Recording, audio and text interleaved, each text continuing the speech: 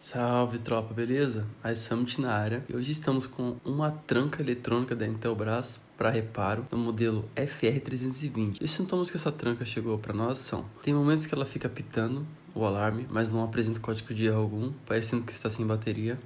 Em outro momento, ela desliga e não liga, só fazendo reset.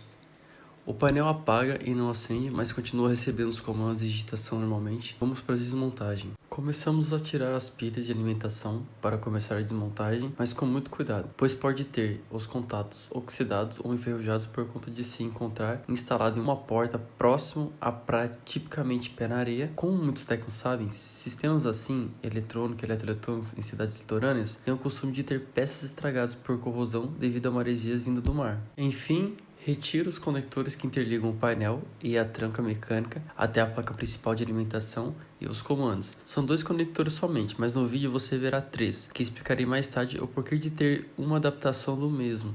Depois de tirar os plugs e os conectores, vamos desparafusar a placa da carcaça para a manutenção ser feita de forma mais simples. O diagnóstico. Com a placa de potência em mãos, consigo ver muita degradação do circuito por causa de oxidação do sal do mar. Vejo muitos terminais dos conectores esverdeados com aspecto podres. Já medindo, vejo que não consegue fazer a condução elétrica de forma eficiente, causando mau contato e interferências elétricas, impossibilitando o funcionamento do conjunto de forma correta. Também encontro um dos fios rompidos e trilhas assim refeitas. Com isso, faltava energia suficiente para alimentar a placa e acender o painel e etc. Encontro também capacitores abertos em valores que não dá para saber suas equivalências ao certo. Reparo, vou fazer a dedução dos valores dos componentes que troquei e funcionou perfeitamente com a adaptação. O primeiro capacitor de 100 PF que está rompido, troquei e voltou a funcionar. O conjunto dos outros componentes estavam bons, que o segundo era um capacitor, o terceiro capacitor, o quarto outro capacitor, o quinto um resistor, o sexto capacitor, sétimo resistor e o oitavo alojamento não tinha componente algum. O polo de todos eles são ligados ao terra, então tive que refazer essa trilha, pois não tinha contato negativo na maioria deles. Depois de ter feito todo o estranhamento das trilhas rompidas em geral, o circuito voltou a ligar.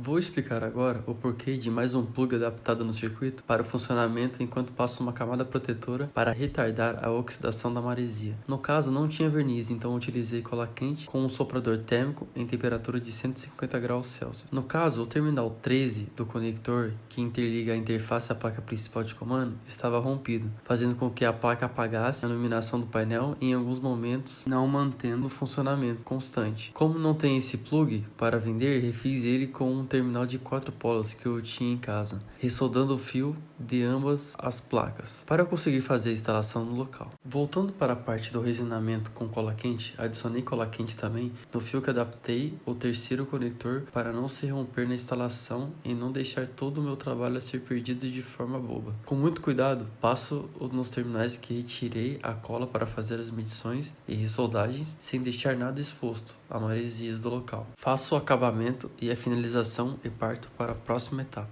Finalização do reparo, certifico que todas as brechas e reparos feitos foram cobertos por uma fina camada de cola. Se o fio do terceiro conector fixado e isolado sem perigo de curto. Para ter uma certeza que foi feita uma camada boa de cola, coloque a placa contra a luz e veja se está bem brilhosa, característica que tem uma película de proteção feita de forma correta. Certifiquei se os componentes trocados estão isolados também e que não foi muito excesso de cola em cima deles para algum outro reparo se precisar. Chequei se os conectores também foram isolados de forma correta, em que não tenha nenhum lugar mais precisando de isolação. E se os contatos das pilhas não foram atingidos, assim evitando que a pilha faça o contato para o funcionamento correto do conjunto. Partiremos para a próxima etapa. Na montagem, farei o aperto dos 3 parafusos que fazem a fixação dessa placa, sendo um embaixo à esquerda, depois outro embaixo à direita e por último um acima no meio. Finalizo a montagem da placa certificando que todos foram devidamente apertados até o fim. Antes de conectar os conectores da placa, faço a colocação de partes das pilhas, sendo que são 4 pilhas AAA que alimentam o conjunto. Colocarei de início somente 3 pilhas. Faço o pressionamento de alguns botões para ver se está tudo em ordem e se a alavanca de abertura está rotacionando de forma correta.